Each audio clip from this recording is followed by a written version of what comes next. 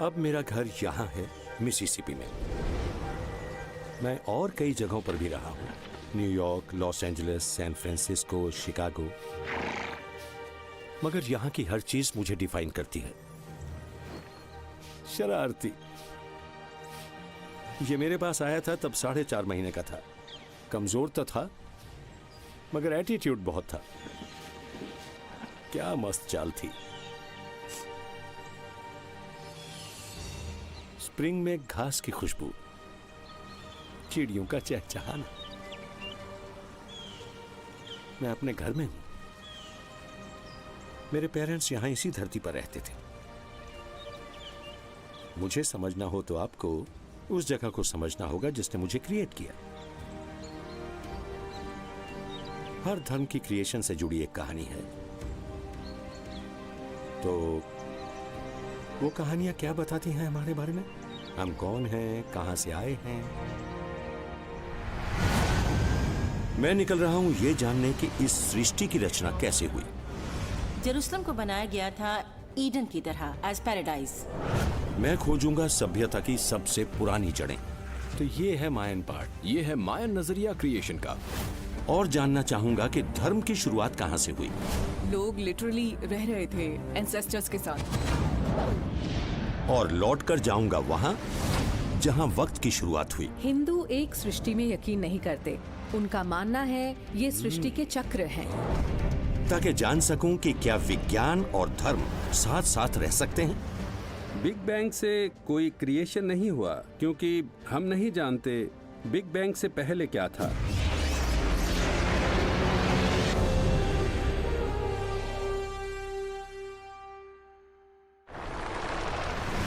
हमारी धरती पर इंसान अरबों की तादाद में है।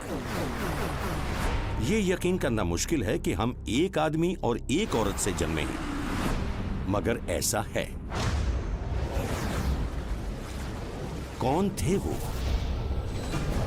कब और कहां रहे थे?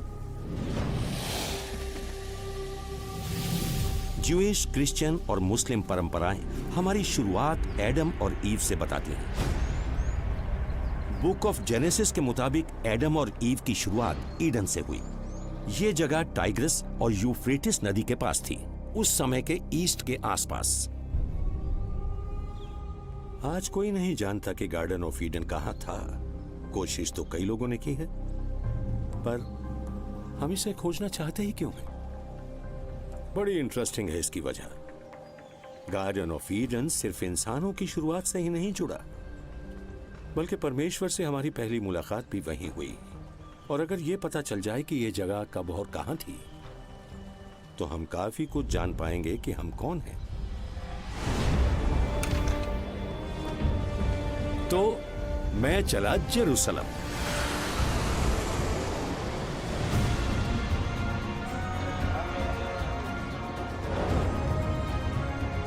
यह दुनिया के सबसे पुराने शहरों में से एक है। यहां 7,000 साल से ज्यादा वक्त से लोगों के बसे होने का सबूत है। आज ये ज्यूइश जगत का धार्मिक केंद्र है। 2,500 साल पहले इसी के आसपास पहली बार दुनिया के बारे में लिखा गया था।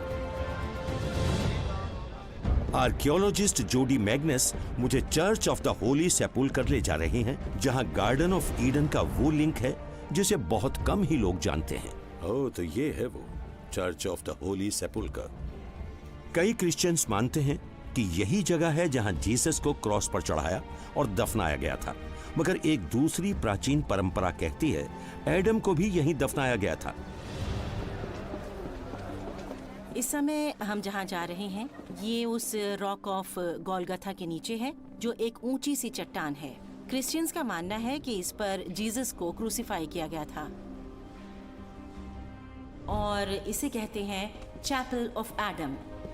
क्रिश्चियनिटी में एक बहुत पुराना ट्रेडिशन है जो इस जगह को जोड़ता है एडम यानी पहले आदमी से।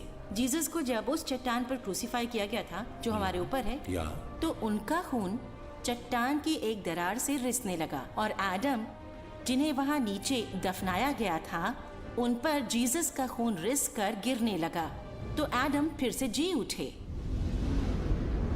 तकरीबन 1700 साल पहले रोम के राजा कॉन्स्टेंटीन ने जब ये चर्च बनाया तो उसने भी रॉक ऑफ गोलगोथा में इस दरार के आसपास प्रेयर की जगह बनाई, द चैपल ऑफ एडम। लेकिन क्या ये बाइबल के उस हिस्से को कॉन्ट्राडिक्ट नहीं करता जो कहता है कि गार्डन ऑफ ईडन कहीं आसपास था, यूफ्रेटिस और टाइग्रिस के? देखिए, बुक ऑफ जेनेसिस में खत्म होने वाली कहानी में है कि गार्डन ऑफ ईडन की जगह मेसोपोटामिया में कहीं थी, जो कि आज के इराक में है।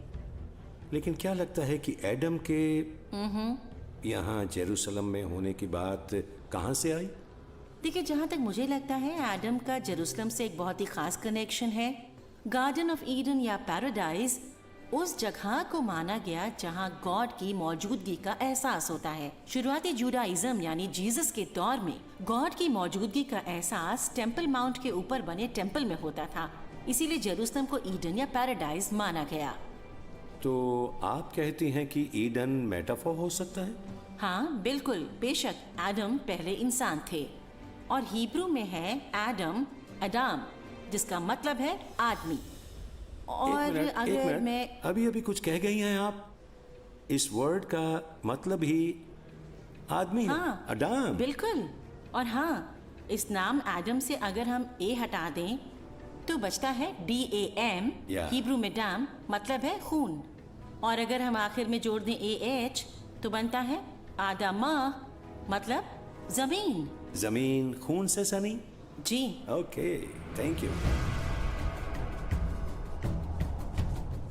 क्या एडम और ईव को गार्डन ऑफ ईडन से निकाले जाने का मतलब कुछ और भी हो सकता है? एडम और ईव जहां रहते थे वहां सब कुछ था, लेकिन जब उन्होंने मना करने के बाद भी उस पेड़ का फल खाया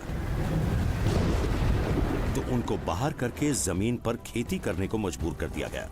दूसरे शब्दों में वही थे शुरुआती किसान।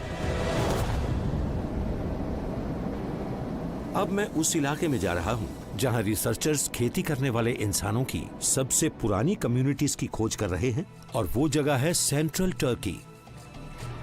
मेरी दिलचस्पी ये पता लगाने में है कि क्या खेती की शुरुआत और ईश्वर में आस्था की शुरुआत का आपस में कोई मेल है। क्या यही जगह ईडन रही होगी?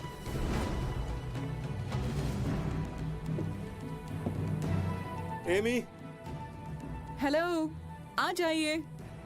आर्कियोलॉजिस्ट एमी बोगार्ड एक टीम के साथ 20 साल से यहाँ चैटलहुयक में खोजबीन में लगी हैं। वेलकम। Thank you. तो ये है चैटलहुयक, 9000 साल पुरानी बस्ती, 9000 years old। ये कमाल है ना? तो ये इलाका फैला हुआ था 13 हेक्टेयर में, यानी तकरीबन 20 फुटबॉल पिचेस के बराबर। इतना तो होगा। अच्छा, NFL फुटबॉल पिचेस या सॉकर पिचेस? मैं नहीं जानती। शायद सॉकर। लेकिन ये सब काफी मिलते जुलते हैं साइज में। आप देख सकते हैं ये घर कितने ज्यादा पास पास हैं। इनके बीच ज्यादा जगह नहीं है। कोई फासला ही नहीं है बीच में। हाँ, इसमें ना खिड़कियां थी ना दरवाजे। हर घर का अपना एंट्रेंस होता था ऊपर से। हाँ। चैटलहुयक ऐसा शहर था जिसमें गलियां नहीं थी। यहाँ रहने वाले लोग छतों से होकर शहर में यहाँ से वहां जाते थे। छतों पर ही वो काम करते थे। यहाँ के लोग दुनिया के शुरुआती शहरी थे। मगर मैं जानना चाहता हूं कि क्या वो शुरुआती धार्मिक लोगों में से भी थे? क्या वो मानते थे कि दुनिया ईश्वर ने बनाई है? एमी मुझे एक घर में ले जाती हैं जिसमें शायद इसका जवाब मिल सकता है। ये किस लिए है? ये लाल किनारी वाला छेद जो शायद किसी खास मकसद से बनाया गया था। ये खास तरह का फीचर है जो यहाँ देखने को मिलता है। ये काला है चीजों को छुपाने के लिए, जैसे कैश, ऑब्सिडियन ग्लास यानी वोल्केनिक ग्लास, जो बहुत कीमती होता है। हाँ, असल में ये हर जगह मिलता भी नहीं है। राइट। चैटलहुयक में आर्कियोलॉजिस्ट्स को छुपने के जो सबसे अहम ठिकाने मिले हैं वो सोने वाली जगहों के नीचे हैं। ओके, तो यहाँ ये गड्ढे कैसे हैं?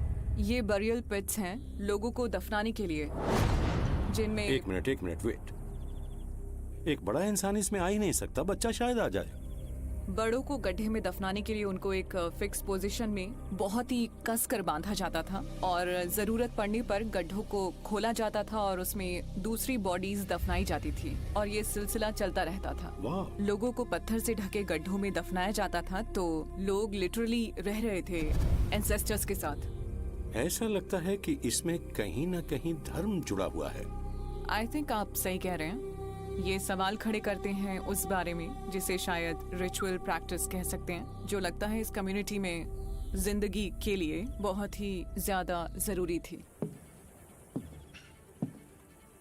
यहाँ चैटलहुयक में जाहिर है तमाम तरह के रिवाज होंगे, खासकर दफनाने को लेकर, मगर किसी ऑर्गेनाइज्ड धर्म का कोई सुराग तो नहीं है। इसलिए मेरे सवाल का जवाब अब भी नहीं मिला।